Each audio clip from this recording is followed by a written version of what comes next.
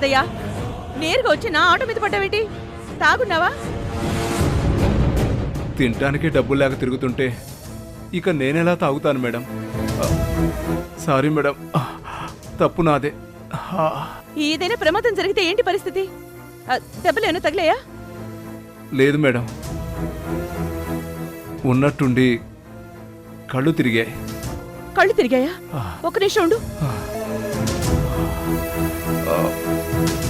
అబ్బా, మంచినీళ్ళు తాగు. ఇదిగో.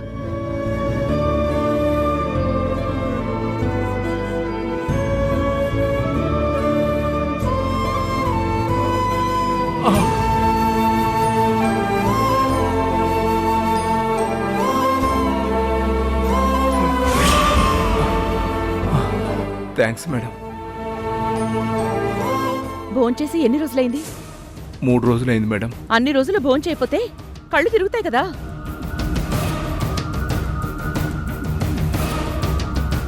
తీసుకో, తీసుకో. ముందు కడుపు నిండా ఏదైనా తిను, ఆ తర్వాత నువ్వెక్కడికి వెళ్ళాలో అక్కడికి వెళ్ళు. తీసుకో మేడం. అరే తీసుకో, పర్లేదు, తీసుకో. వెళ్ళి ఏదైనా తిను. జాగ్రత్త.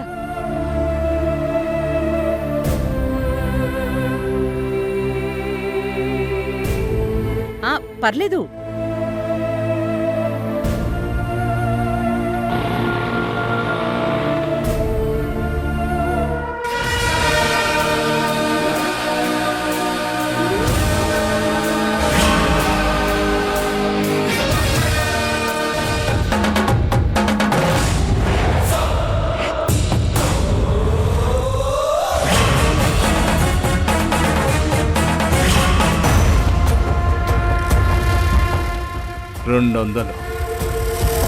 ఈ 200తో నేనెలా కడుపు నింపుకోగలను?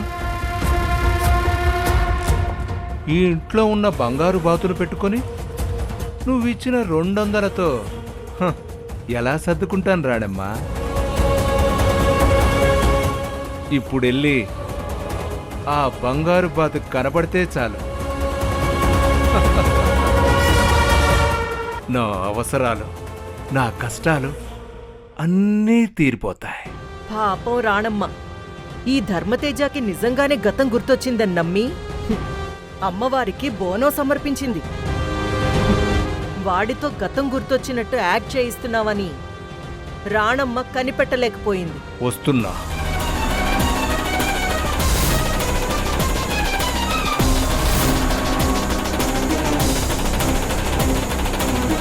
రేపటితో రాణమ్మ పవర్ ఆఫ్ అటార్నీ రద్దు చేసుకుంటూ సైన్ చేస్తుంది. అలాగే ఆ పిచ్చోడు ధర్మతేజ సైన్ చేసేలాగా నా పేరు మీదకి ఆస్తి మొత్తం ట్రాన్స్ఫర్ అయ్యేలాగా ఒక డబుల్ గేమ్ ప్లాన్ చేశాను.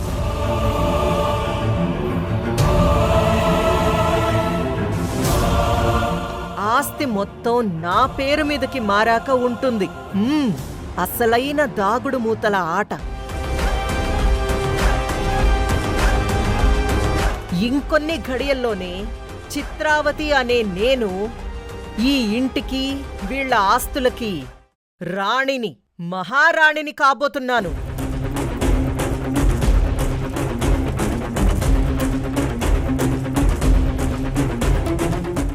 రాణమ్మా, నేను ఎన్ని ఎత్తులేసినా, ఎన్ని ప్లాన్లు వేసినా ప్రతి దాన్ని అడ్డుకుని నువ్వే గెలుస్తున్నావు. నిన్నటికి నిన్న బోనం సమర్పించడంలో కూడా నువ్వే గెలిచావు. ఈ కోట్ల ఆస్తి నా పేరు మీదకి మారడం, నువ్వు నా చేతిలో చిత్తుగా ఓడడం ఖాయం.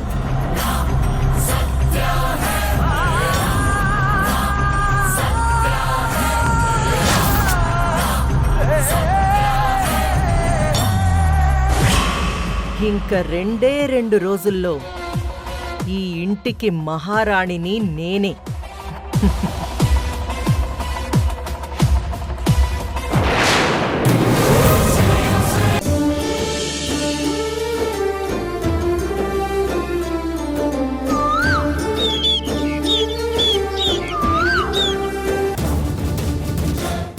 ఒకప్పుడు నిన్ను ప్రేమించాను కదా అని నీ మెడలో తాళి కట్టానని నీ ఇష్టం వచ్చినట్టు ఈ ఇంట్లో ఉంటానంటే కుదరదు.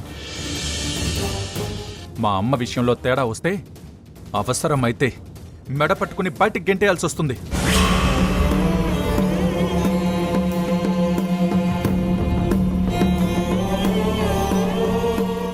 సారీ ప్రియా, నేను తప్పు చేశాను. నీ పైన చేయి చేసుకోవాల్సింది కాదు, కానీ నువ్వు మా అమ్మని ఎదిరించి మాట్లాడేసరికి నాకు కోపం వచ్చింది. కంట్రోల్ చేసుకోలేకపోయాను. ఆవేశం వల్ల అనుకోకుండా కొట్టేశాను. నన్ను క్షమించు ప్రియా. కొట్టడం, అనాల్సిన మాటలన్నీ అనడం, సారీ చెప్పడం నీకు ఈ మధ్య బాగా అలవాటైపోయింది కృష్ణ. ఎలాగో ప్రాణంగా ప్రేమించాను. ఎంత తిట్టినా, ఎన్నిసార్లు కొట్టినా ఇలా పడుంటాననే కదా. అయినా నువ్వు అక్కడే ఉన్నావుగా కృష్ణ. నువ్వే చెప్పు, నేనేదైనా కావాలని ఆవిడని ఎదిరించి మాట్లాడనా? ఏ ఆవిడేంటి ఆవిడ? ఆవిడ మాకు అమ్మ, నీకు అత్తయ్య. అత్తయ్య అని పిలవలేవా? సరే అత్తయ్యే, నేనేం కాదనట్లేదు. మా రానమ్మ అత్తయ్య గురించి, నా గురించి ముందు అనవసరంగా మాట్లాడేసి నోరు పారేసుకుంది అత్తయ్య కదా. కాబట్టే నేను అలా మాట్లాడాల్సి వచ్చింది. అయినా సరే తప్పు నాదే అన్నట్టు నా మీద చేయి చేసుకున్నావు. టాబ్లెట్స్ విషయంలో కూడా ఇలాగే జరిగింది. అత్తయ్య మెడికల్ షాప్ నుంచి టాబ్లెట్స్ తెప్పించేసి నన్ను ఇరికించింది. రానమ్మ అత్తయ్య దయ వల్ల నిజం బయటపడింది కాబట్టి సరిపోయింది. లేదంటే అందరూ కలిసి ఈ పాటికే నీకు నాకు డైవర్స్ ఇప్పించేవారు. చూడు, మా అమ్మ ఏదీ కావాలని చేయలేదు, ఏదో అలా జరిగిపోయింది. అయినా ఇప్పుడు జరిగిపోయిన వాటి గురించి నేనేం మాట్లాడలేదే. కానీ ఎప్పుడో జరిగిపోయిన విషయానికి మాత్రం మీరు నన్ను మా అత్తయ్యని పదే పదే నిందిస్తూ ఉండొచ్చు, అంతే కదా కృష్ణ? అది వేరు, ఇది వేరు. ఏది వేరు కాదు కృష్ణ. ఏదైనా మనం చూసే విధానాన్ని బట్టే ఉంటుంది. ఒక పొరపాటును పగతోనో కోపంతోనో చూస్తే అది కొండంత తప్పులా పెద్దగానే కనిపిస్తుంది. అదే ఒక మనిషి మీద ఉన్న ప్రేమతో, క్షమించే గుణంతో చూస్తే మేం చేసిన ఆ తప్పు చాలా చిన్నదిగా కనిపిస్తుంది. బంధాలు, మనుషులు మనం జీవితాంతం కలవాలనుకున్నప్పుడు వాళ్ళు చేసే తప్పుల్ని పట్టుకుని మనం వేలాడకూడదు కృష్ణ. మనస్ఫూర్తిగా క్షమించగలగాలి. అలా క్షమించలేని గుణం లేని చోట ఏ ప్రేమ నిలబడదు, ఏ బంధమో మిగలదు. సారీ చెప్పాను కదా అని క్లాస్ పీకుతున్నావా? లేదు కృష్ణ, అర్థం చేసుకోమంటున్నాను. మా విషయాల్లో అక్కడే ఆగిపోయేసి నువ్వు ఆలోచించొద్దు అంటున్నాను. అర్థం చేసుకుని ప్రవర్తించాల్సింది నువ్వే ప్రియా. 21 సంవత్సరాలు అమ్మ ప్రేమకి దూరమై బతికాను. ఇన్నాళ్లకి మా అమ్మ మాకు దొరికింది. ఆ అమ్మను నువ్వు ఎదిరించి మాట్లాడుతుంటే ఒక కొడుకుగా ఇంక నన్నేం చేయమంటావు? అప్పటికి నీ గురించి కూడా ఆలోచించి నిన్ను కొట్టినందుకు సారీ చెప్తుంటే అర్థం చేసుకోకుండా, సరే నిన్ను కొట్టి బాధ పెట్టాను కాబట్టి నువ్వు నాకేదైనా పనిష్మెంట్ ఇవ్వు. ఏం పనిష్మెంట్ ఇచ్చినా ఓకేనా? ఓకే. అయితే గుంజుళ్ళు తీ.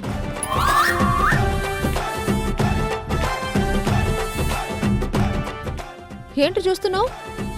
మొన్న నాతో గుంజళ్ళు తీయించావుగా, ఇప్పుడు నువ్వు గుంజళ్ళు తీ. ఏంటి రివెంజా? ఏ తీయలేవా? హలో, ఏం మాట్లాడుతున్నావు నువ్వు? 1,00,000 గుంజీళ్ళు తీయమన్నా తీస్తాను. అంత స్టామినా ఉంది ఇక్కడ. అయితే తీ. తీస్తాను. నాకు లెక్క ఏంటి? ఇదిగో, ఖాళీగా చూస్తూ ఉండకుండా లెక్క పెడతా ఉండు. ఎన్ని గుంజీళ్ళు తీస్తానో లెక్క తెలుస్తుంది. సరే, ముందు నువ్వు స్టార్ట్ చేయి. స్టార్ట్ చేయి. చేస్తా. 1 2 3 4 5 6 7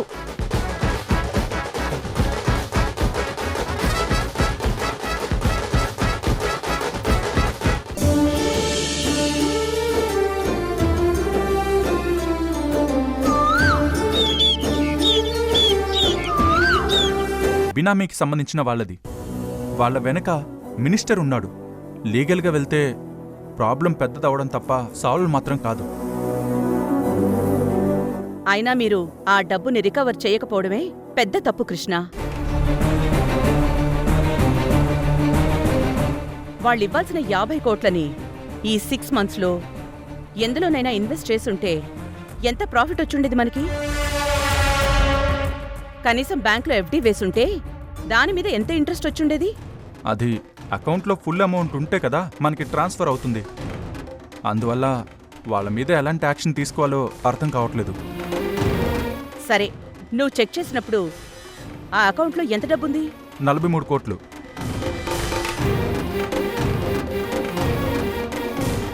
అది చెప్పుంటే ఈ ఇష్యూ ఎప్పుడో క్లియర్ అయిపోయి ఉండేది.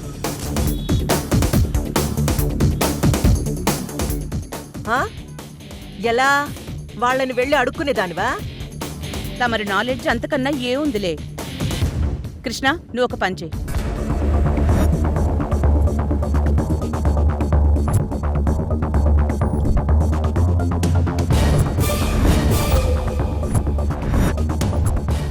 ఇదిగో ఈ చెక్ ఇప్పుడు అకౌంట్లో డిపాజిట్ చెయ్యి. హలో, వాళ్ళకి మనం బాకీ లేవు రాణమ్మా. వాళ్లే మనకి బాకీ ఉన్నారు. అదొదిలేసి వాళ్ళ అకౌంట్లో మన డబ్బులు వేయమంటున్నావు ఏంటి నీ విడ్డూరం? అవునత్తయ్య, ఎందుకు అలా చేయమంటున్నావు? కృష్ణ, చెప్పింది చెయ్యి. వాళ్ళ డబ్బు 43 కోట్ల అకౌంట్లో ఉంది. మన డబ్బు ఈ 7 కోట్లు కలిపితే 50 కోట్లు అవుతుంది.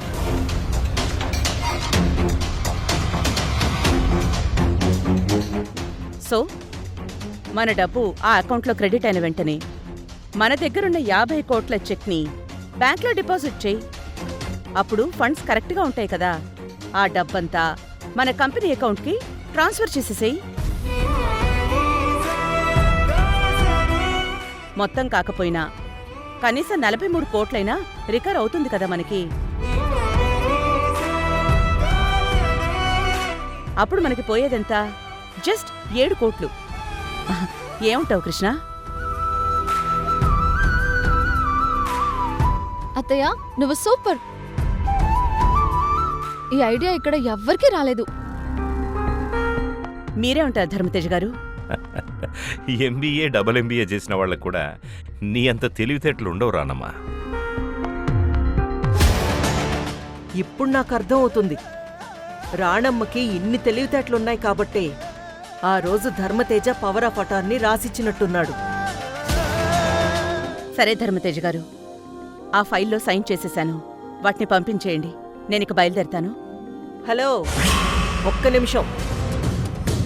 తేజకి గతం గుర్తొచ్చాక పవర్ ఆఫ్ అటార్నీ తిరిగి రాసేవమన్నాను. నువ్వు బోనాలు మొక్కుబడి అని ఆపేశావు. ఇప్పుడు బోనాలు చేసేశావు. నీ మొక్కుబడి కూడా తీర్చుకున్నావు. ఇంకా మన రిజిస్ట్రేషన్ కంప్లీట్ చేద్దామా? అందుకు నేనెప్పుడూ రెడీగానే ఉంటాను. దీనికి సంబంధించి మీరు మీ ఏర్పాట్లు పూర్తి చేసుకోండి. కృష్ణ, డాక్యుమెంట్స్ అన్నీ జాగ్రత్తగా చెక్ చేసుకో. ఇదేంటి, పవర్ ఆఫ్ అటార్నీ కృష్ణ పేరు మీద రాయిస్తామని అనుకుంటుందా? ధర్మతేజ్ గారు, పిల్లల్ని, మన వర్కర్స్ని అందరినీ దృష్టిలో పెట్టుకుని డాక్యుమెంట్స్ రెడీ చేయించండి. అలాగే రానమ్మా. అన్నీ రెడీ చేసుకున్న తర్వాత చెప్పండి. నేనొచ్చి power of attorney రాసిచ్చేస్తూ sign చేసిస్తాను.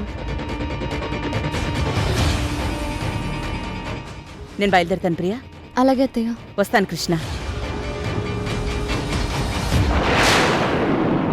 Chitravati,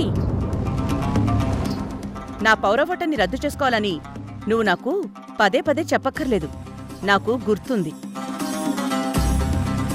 ఈ పిల్లల భవిష్యత్తు గురించి నీకంటే ఎక్కువ నేను ఆలోచిస్తాను. వస్తాను ధర్మతేజ్ గారు. మంచిది.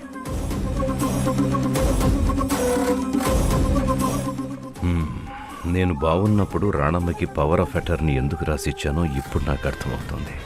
ఎంతైనా రాణమ్మే బ్రిలియంట్. డాక్యుమెంట్స్ నీ పిల్లల పేరు మీద రాయిస్తానని అనుకుంటున్నావా రాణమ్మా? నేనుండగా అది జరగదు.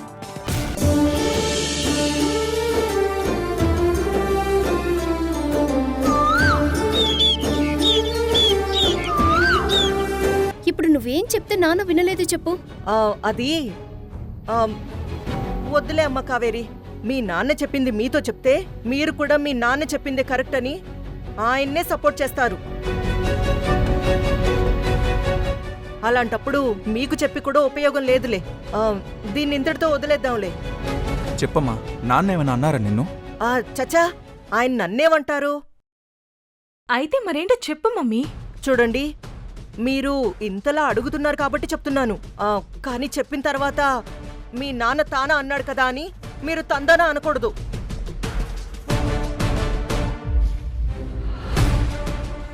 నేను ముందే చెప్తున్నాను, ఈ విషయంలో మీ నాన్నని మీరు అస్సలు సపోర్ట్ చేయకూడదు. అలా అని నాకు మాట ఇవ్వండి. అసలు విషయమేంటో తెలియకుండా నీకేమని మాటివ్వమంటావు మమ్మీ? సరే, ముందు విషయం ఏంటో చెప్తాను వినండి. రేపు రాణమ్మ తన పవర్ ఆఫ్ అటార్నీని రద్దు చేసుకోబోతుంది కదా. అవును, రానమ్మ చెప్పింది కదా, మాటంటే మాటే. ఆ పవర్ ఆఫ్ అటార్నీని మీ నాన్న నా పేరు మీద రాయించాలని ఒకటే మొండి పట్టు కూర్చున్నారు.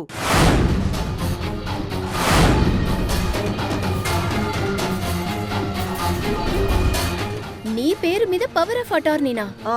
నచ్చలేదు కదా? అమ్మయ్యా, మీకు కూడా నచ్చలేదు. అప్పటికీ నేను చెప్తూనే ఉన్నాను, ఈ ఇంటి వారసుడు మన అబ్బాయి కృష్ణ ఉన్నాడు కదండి, నాకా బాధ్యతలు అప్పగించడమేంటి? ఏదున్నా కృష్ణ పేరు మీదే రాయించమని మీ నాన్నకి చెప్తూనే ఉన్నాను. పోనీ మన ఇద్దరు ఆడపిల్లలు కార్తిక కావేరి పేరు మీదైనా ఉండాలి అన్నాను. నా మాటే వినరే. ఇన్నాళ్ళు రాణమ్మ పేరు మీదైతే ఎలా ఉందో అలాగే ఇక మీదట నీ పేరు మీద ఈ పవర్ ఆఫ్ అటార్నీ ఉండాలని ఒకటే వాదన. అయినా ఇవన్నీ నాకెందుకు చెప్పండి? నేనేమన్నా ఆ రాణమ్మలాగా పవర్స్ కోసం వచ్చానా ఈ ఇంటికి? మీరే చెప్పండి.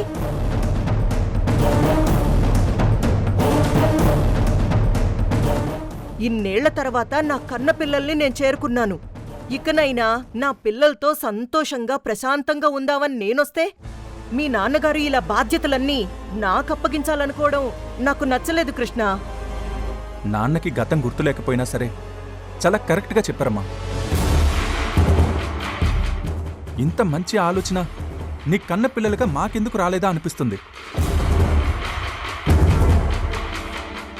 నాన్న చెప్పినట్టు పవర్ ఆఫ్ అటార్నీ నీ పేరు మీద ఉండడం అనేది చాలా మంచి నిర్ణయం అమ్మా.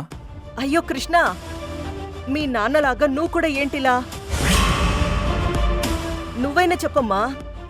ఇందులో చెప్పడానికి ఇంకేం లేదు మమ్మీ. ఆఫ్టర్ ఆల్ ఆ రానమ్మ పేరు మీద ఇన్ని రోజులున్నప్పుడు మా మమ్మీవి నీ పేరు మీద పవర్ ఆఫ్ అటార్నీ ఉంది అంటే తప్పేంటి చెప్పు? నువ్వు కూడా మీ డాడీ పార్టీలో చేరిపోయావా? అమ్మ కావేరి, నువ్వైనా ఈ మమ్మీ బాధను అర్థం చేసుకో తల్లి. ఇందులో బాధపడ్డానికేముంది మమ్మీ? ఇది ఎంత మంచి శుభవార్త చెప్పు. హ్యాపీగా ఒప్పుకో మమ్మీ. ఏవోనమ్మా, మీరందరూ చెప్తున్నారు కానీ నా మనసుకే ఇంకా సరిగ్గా అనిపించట్లేదు. సర్లే, మీ అందరి ఇష్టాన్ని ఇంకా నేనెందుకు కాదంటాను. మీరు ఎలా అనుకుంటే అలాగే కానివ్వండి. ఒప్పుకున్నందుకు చాలా థ్యాంక్స్ అమ్మా. నేను ఇప్పుడే లాయర్ గారికి ఫోన్ చేసి డాక్యుమెంట్స్ అలాగే రెడీ చేయమని చెప్తాను. అలాగే నాన్న. ఓ రామాయకుడా, ఆల్రెడీ నా పేరు మీద డాక్యుమెంట్స్ రెడీ చేయించాను కదా. సరేనమ్మా, మీరు ఆడుకోండి. రండి.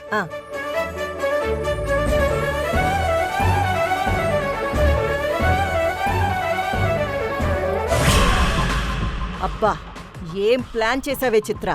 దెబ్బకి అటు ఆ మతిలేని పిచ్చోడు, ఇటు ఈ తెలివిలేని అమాయకులు. దెబ్బకి నీ ప్లాన్ సక్సెస్ అయింది. రేపటితో ఈ సామ్రాజ్యంలో ఆ రాణమ్మ పవర్ ఖతం, నా పవర్ స్టార్ట్. రేపటితో ధర్మతేజ యావదాస్తి పవర్ ఆఫ్ అటార్నీ నా చేతికి రాబోతుంది. ఇది కన్ఫర్మ్.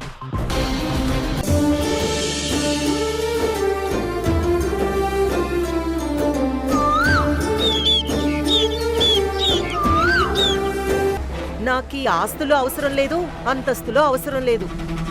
నేనేదో నిన్న మొన్న వచ్చిందాన్ని. నా మీద నమ్మకంతో వీళ్ళు రాయించడం కరెక్ట్ కాదు. వీళ్ళని 9 నెలలు మోసిన తల్లిగా నా మీద నమ్మకం పెట్టుకోవడం, ధర్మతేజ గారి ధర్మపత్నిగా నా మీద నమ్మకం పెట్టుకోవడం కరెక్ట్ కాదేమో. అమ్మా నువ్వు ఉండమ్మా. మా అమ్మ పేరు మీద పవర్ ఆఫ్ అటార్నీ ఎందుకు ఉండకూడదు?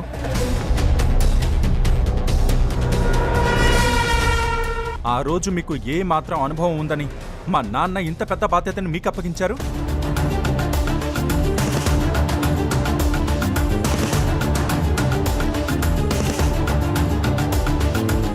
ఈవిడ మా అమ్మ. మమ్మల్ని 9 నెలలు మోసి కన్న మా అమ్మ. అమ్మవి కాని అమ్మవి. నీ పేరు మీదే ఇన్నాళ్ళు పవర్ ఆఫ్ అటార్నీ ఉన్నప్పుడు మా అమ్మ పేరు మీద ఉంటే మీకేంటి అభ్యంతరం?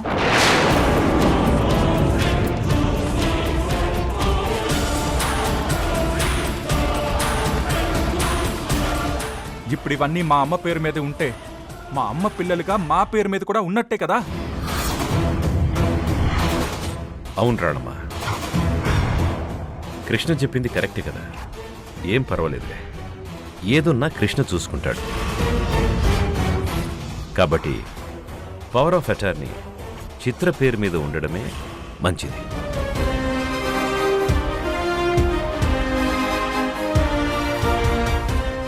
ఎందుకంటే ఇన్నేళ్ల తర్వాత నా ఇంటికొచ్చిన నా భార్య నా చిత్రావతి. అసలు మాకు లేని బాధ మీకెందుకు? మా డాడీ మీ పేరు మీద రాసిచ్చిన పవర్ ఆఫ్ అటార్నీని రద్దు చేసుకోండి, అంతవరకు మీ పని. మా డాడీ ఆ తర్వాత ఆ పవర్ ఆఫ్ అటార్నీని మా అన్నయ్యకి రాసిస్తాడో మా మమ్మీకి రాసిస్తాడో అది ఆయన ఇష్టం.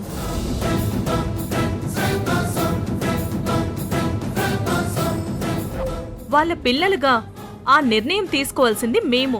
ఇందులో మీకు ఎలాంటి సంబంధమూ లేదు. అత్తయ్య చెప్పిన దాని గురించి ఒకసారి ఆలోచించు కృష్ణ. ఏ నువ్వుండు, మధ్యలో రాకు. ఈ ఆస్తులు కంపెనీలు అన్నిటికీ సంబంధించి సర్వ హక్కులు మా అమ్మ పేరు మీదే ఉండాలి. దీనికి సంబంధించి మేమంతా ఆల్రెడీ నిర్ణయం తీసుకున్నాము.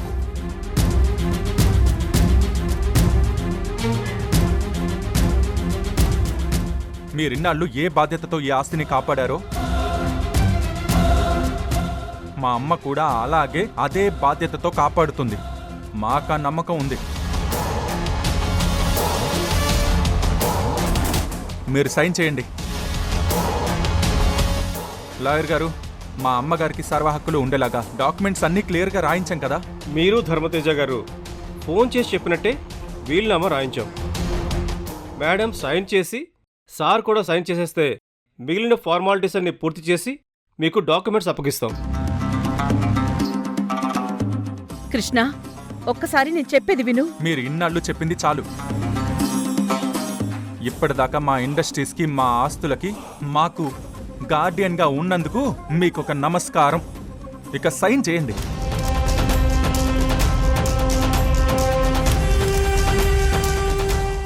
ఆస్తులు ఎవరి పేరు మీద ఉంటే ఏంటి? మరేం పర్లేదమ్మా, నువ్వు సైన్ చేసేయమ్మా.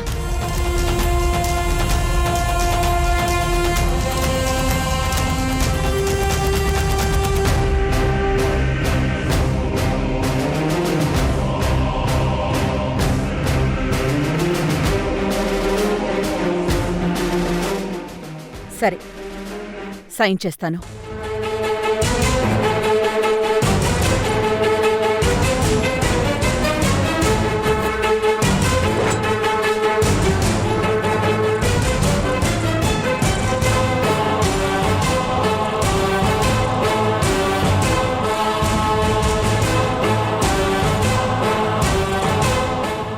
సైన్ చేయండి.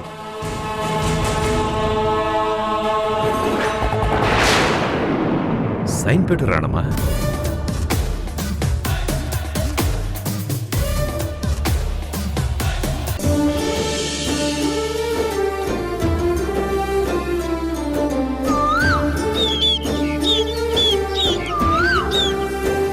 మీరు ఏమన్నారో తెలుసా?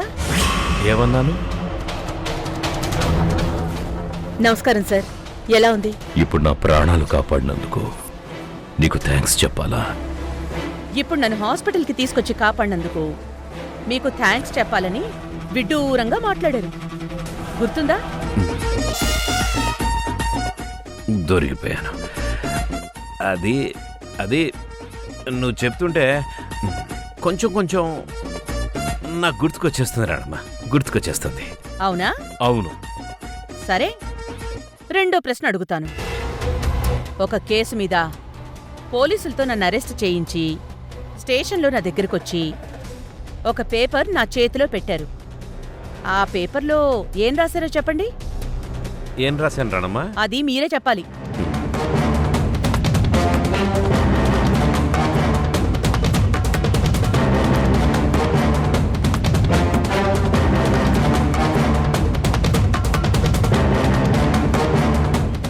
నేను చెప్తుంటే మీకు కొంచెం కొంచెం గుర్తుకొస్తోంది కదా, బాగా గుర్తు చేసుకుని చెప్పండి, పర్వాలేదు.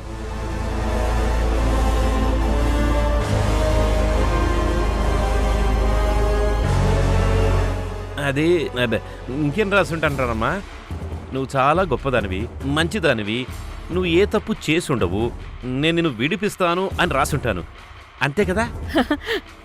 కాదు,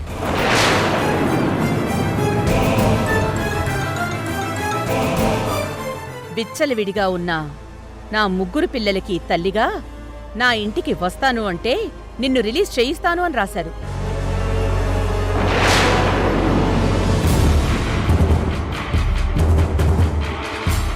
ఇప్పుడు మీకు గుర్తొచ్చే ఉంటుందే. అవును అవును. సరే, అయితే చివరిగా మూడో ప్రశ్న అడుగుతాను. కనీసం దీనికైనా సరిగ్గా సమాధానం చెప్పండి. మీకు గతం గుర్తుకొచ్చిందని నేను నమ్ముతాను. అడుగు రాణమ్మా. కృష్ణ ప్రేమ పేరుతో ప్రియని మోసం చేస్తే నేను ప్రియని తీసుకుని మీ ఇంటికొచ్చి మిమ్మల్ని కలిసి జరిగింది చెప్పి ప్రియని మీ ఇంటి కోడల్ని చేసుకోమని అడిగాను.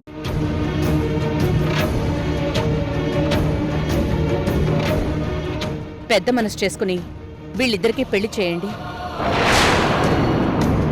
ప్రియని మీ ఇంటి కోడల్ని చేసుకోండి. గుర్తొస్తోందా? అప్పుడు మీరేమన్నారో మీకు గుర్తుందా? నాకు బాగా గుర్తుంది రాణమ్మా. చెప్పండి. అప్పుడు నేనేమనుంటానంటే, నేను ప్రియని నా ఇంటి కోడలిగా చేసుకుంటానని చెప్పుంటాను. అందుకే కదా కృష్ణకి ప్రియకి పెళ్ళయింది. అలా చెప్పలేదు మీరు.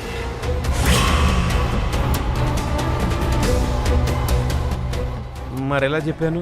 ఇంత పెద్ద ఆస్తిపరుణ్ణైనా నా ఇంటికి ఒక ఆటో అమ్మాయిని తీసుకొచ్చి నా కొడుకుతో పెళ్లి చేయమని అడుగుతుంది అంటే నేనెందుకు ఒప్పుకుంటాను అన్నారు.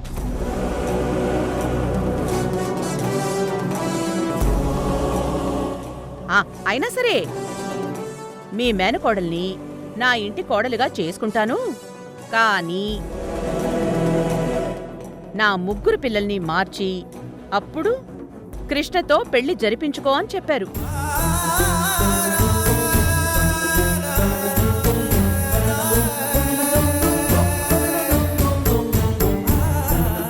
అలా చెప్పానా?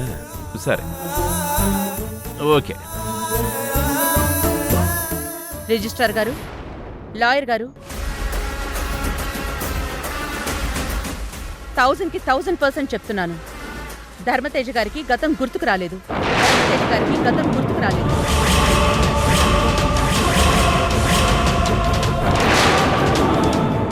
మన ముందు గుర్తుకొచ్చినట్టు నటిస్తున్నారు.